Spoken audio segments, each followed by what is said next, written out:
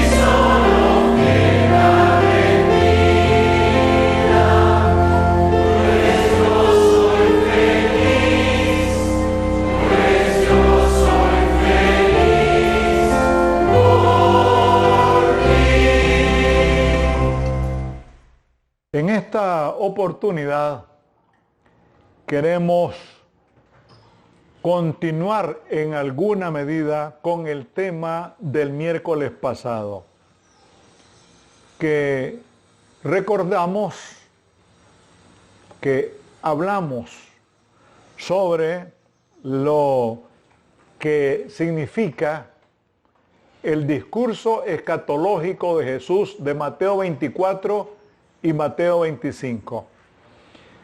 Hablamos particularmente del lamento de Jesús sobre Jerusalén, de una manera así bastante rápida, y también hablamos sobre la destrucción del templo. Después de eso, abordamos lo relacionado con las señales antes del fin y que Jesús hizo una advertencia muy significativa en el sentido que no nos dejáramos engañar. ¿Por quiénes?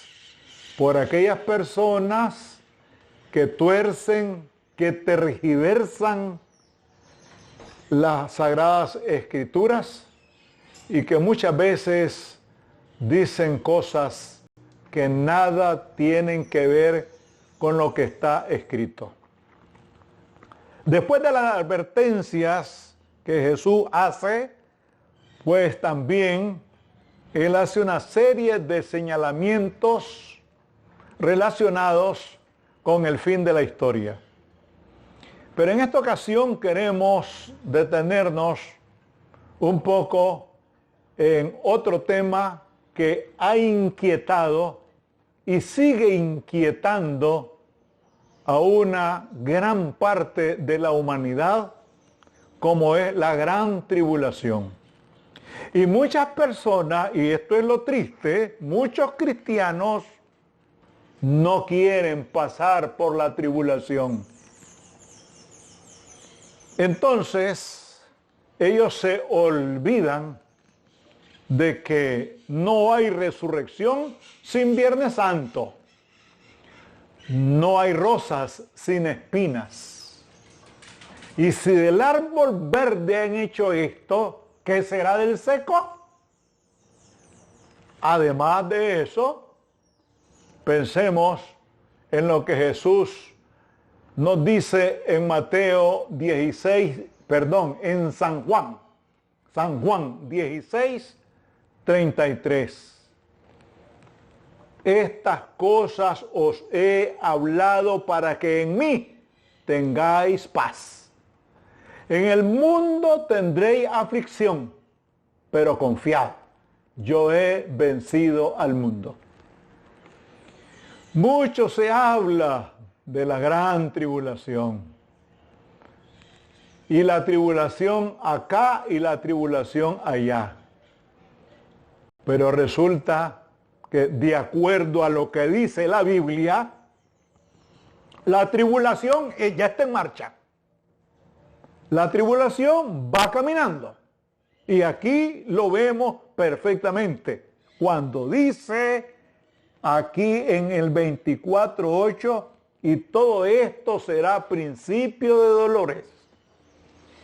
Ahora nosotros vamos más adelante en el mismo 24 y dice, por tanto, cuando veáis en el lugar santo la abominación desoladora de que habló el profeta Daniel, el que lee entienda. Entonces los que estén en Judea huyan a los montes. Fíjense que ya aquí Jesús está haciendo o empieza a hacer el enfoque sobre la destrucción de Jerusalén. Y de una vez, aquí viene otra vez lo que dijimos la vez pasada, una prolepsis, es decir, una anticipación de lo que viene para el fin de la historia. Y que ya lo estamos viviendo, ya lo estamos experimentando. Además de eso, allá en los Hechos encontramos palabras de San Pablo, que dice en 14:22, es necesario que a través de muchas tribulaciones entremos al reino de Dios. Para usted, hermano o hermana, que quiere huir de la tribulación, olvídelo. Olvídelo. Si Jesús pasó por una gran tribulación, porque Jesús, desde que empezó, incluso antes de venir a este mundo, tuvo toda una pasión, porque no nació en un lugar digno. Y todo su ministerio fue un ministerio de sufrimiento. Y él estaba muy claro que su destino final era la cruz. Y nosotros no queremos nada. No vamos a estar en la tribulación. Pero si ya estamos y todavía falta. Y allá también nos encontramos, ¿no? En Apocalipsis. ¿Y quiénes son estos? Estos son los que han salido de la tribulación. ¿Por qué? Porque pasaron por la tribulación y estamos pasando por la tribulación y vamos a seguir. ¿Para qué? Para alcanzar también el reino de Dios, la vida eterna. Muchos cristianos les encanta vivir un evangelio light, un evangelio suave, que no les dé nada. No, ese evangelio no existe. En la Biblia no está ese evangelio. Y aquí nos dice muy claro, todo lo que viene después del versículo 15 está referido de una manera muy particular a la destrucción de Jerusalén. Cuando Tito, el hijo del emperador romano llamado Vespasiano, entró con sus hordas a la ciudad de Jerusalén en el año 70 de la era cristiana y destruyó totalmente Jerusalén. Y Flavio Josefo, un famoso historiador judío, dice que el odio de los romanos fue tan grande que removieron los cimientos de la ciudad de Jerusalén. ¿Acaso eso no es tribulación? ¿Acaso no es tribulación las grandes guerras, la primera, la segunda y esta otra que es una guerra biológica? ¿Eso no es tribulación? Pero lo importante es que nosotros podamos estar firmes y constantes creciendo en la obra del Señor a pesar de la tribulación. Y aquí no es asunto de huir. Aquí es asunto de encomendarnos al Señor, de ponernos de rodillas ante la presencia de Dios y esperar que la voluntad de Dios se imponga por encima de todo. Y hace una serie de observaciones aquí que nada tienen que ver, óigase bien, nada tienen que ver con lo que será el momento en que Jesús regrese a esta tierra, sino que solamente está haciendo aquí una profecía de lo que va a suceder más adelante. ¿Por qué? Porque dice aquí, por ejemplo, el que esté en la azotea no descienda para tomar algo de su casa, el que esté en el campo no vuelva atrás para tomar su capa, más hay de las que estén encintas de los que críen en aquellos días. Orad pues, que vuestra huida no sea en invierno ni en día de reposo.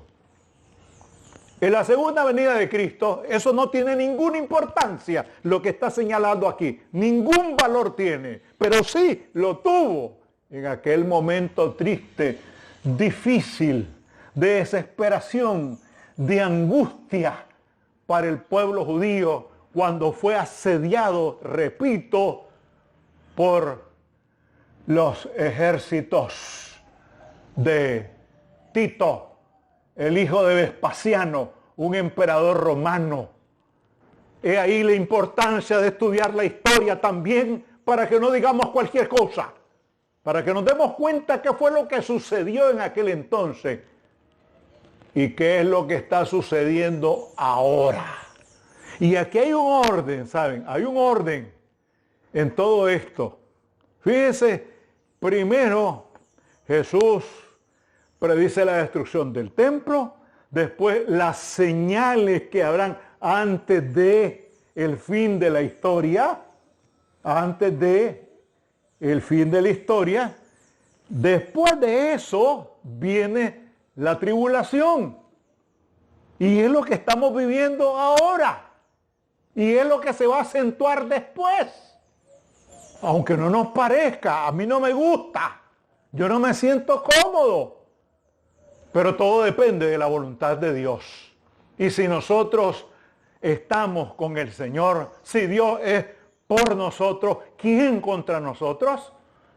De tal manera que todo lo que sigue aquí está relacionado hasta el versículo 28 con la angustia, la desesperación que va a sufrir el pueblo judío cuando los ejércitos romanos entren a la ciudad.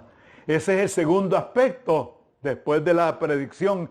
Y a continuación, después de esa tribulación, después por la cual vamos a pasar todos los que estemos con vida, y los que no estén con vida, pues todo ojo le verá, dice la palabra, hasta enseguida, según el orden que aparece aquí en la Biblia, y lo puede revisar en Mateo 24 y Mateo 25, se da la venida del Hijo del Hombre. Y después de la venida del Hijo del Hombre, Jesús hace como un paréntesis para ilustrar un poco más la situación y para que nos preparemos para todo lo que viene. Aparece después aquí la parábola de las 10 vírgenes, que nosotros la conocemos muy bien. La parábola de los talentos. Y después de esas parábolas que aparecen ahí en ese paréntesis que hace aquí Mateo, es decir, las palabras de Jesús, viene ya en Mateo 25, del 31 hasta el 46, el juicio de las naciones.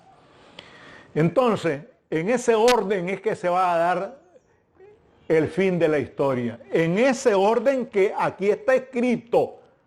Lo único que hay una clave. Y la clave aparece en el 24:14. Dice muy claramente: y será predicado este evangelio del reino en todo el mundo, para testimonio de todas las naciones, y entonces vendrá el fin. Y estamos en ese proceso. Y vamos a continuar predicando la palabra del Señor. Y hasta que se haya predicado en el último rincón de esta tierra, entonces vendrá el fin. Entonces va a cerrarse la última página de la historia, pero vamos a pasar por la tribulación.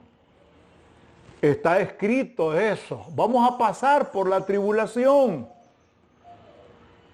El hecho de que seamos cristianos no nos exime de pasar en la tribulación. ¿Acaso los cristianos no estamos experimentando esta pandemia? ¿Acaso los cristianos no experimentaron la Primera Guerra Mundial? ¿Acaso los cristianos no experimentaron la Segunda Guerra Mundial? ¿Acaso los cristianos no han vivido una serie de fenómenos naturales que se han dado a través de la historia? Todo eso es tribulación. Pero fíjese, principio de dolores. Todavía falta. Pero lo importante de todo para que no quede un sabor de tragedia, de tristeza, es que el Señor tiene preparado lo mejor para todos aquellos que le obedezcan, que sean fieles. Sé fiel hasta la muerte, que yo te daré la corona de la vida. Permanezcamos firmes en el Señor en medio de todas las dificultades. Es cierto, podemos padecer, de hecho, y lamentamos que algunos religiosos de distintas confesiones hayan pasado ya a la eternidad como consecuencia de esta misma pandemia. ¿Acaso es un castigo que ellos recibieron por no haber sido fieles al Señor? No. ¿Acaso no nos vamos a morir todos? No. Y no seamos tan crueles como aquellas personas que dicen: usted está enfermo porque usted ha hecho esto y esto, y empezamos a decir una serie de barbaridades. Repito, ¿acaso Jesús no pasó por una tribulación? ¿Acaso los profetas no pasaron por tribulaciones? ¿Acaso los apóstoles no pasaron por tribulaciones? ¿Y nosotros qué? ¿Nosotros vamos a salir así muy elegantes? No. Esperemos siempre en el Señor. Confiemos en el Señor. Entreguémonos a Él.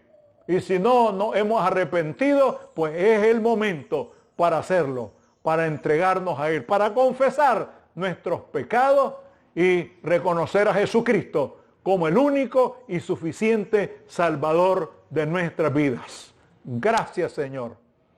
Una vez más te damos por esta preciosa oportunidad de reflexionar en tu palabra. Tú has prometido que tú estarás con nosotros todos los días hasta el fin del mundo. Y esa palabra sabemos que es verdad. Tu palabra es verdad. Así lo dice San Juan. Y te pedimos, Señor, que nos des la fortaleza, que nos des la capacidad, que nos des un espíritu de dominio propio, de valentía, para seguir adelante y esperar en tus promesas. Ten piedad, Señor, de este mundo. Ten piedad de Nicaragua. Ten piedad de aquellas personas que están padeciendo y también de aquellas familias que han perdido a sus seres queridos. Señor, quédate con nosotros y guárdanos de todo peligro y de todo mal. En el nombre de Jesús, tu amado Hijo. Amén.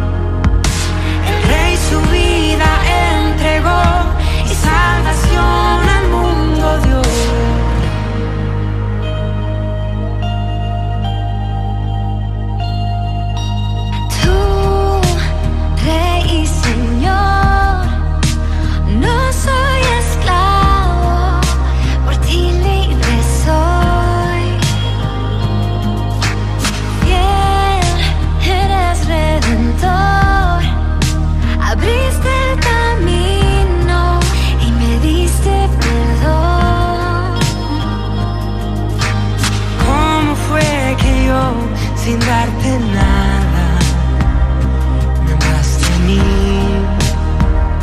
me diste a mí. ¿Y cómo fue que yo, sin darte nada, entregaste todo, todo por mí? La cruz habla de amor, de cómo el Salvador dio todo por un pecador. La cruz, tu sangre marcó, el Rey su vida entregó y salvación al mundo dio. La cruz habla de amor,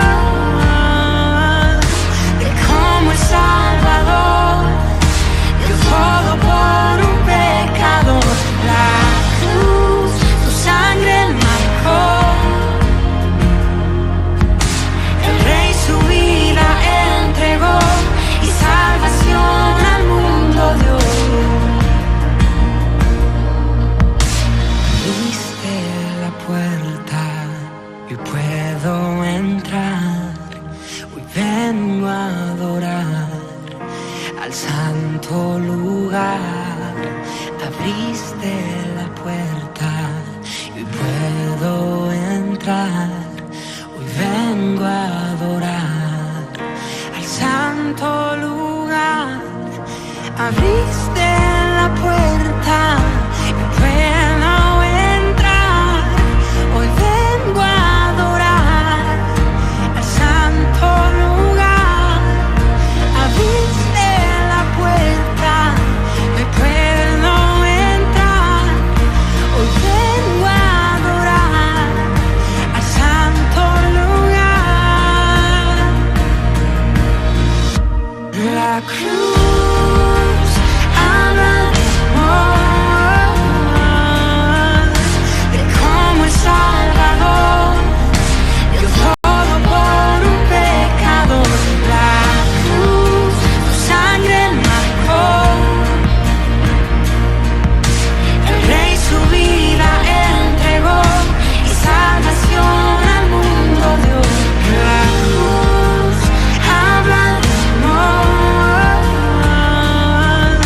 de cómo el Salvador dio todo por un pecador. La cruz, tu sangre marcó, el Rey su vida entregó y salvación al mundo dio. Su vida dio.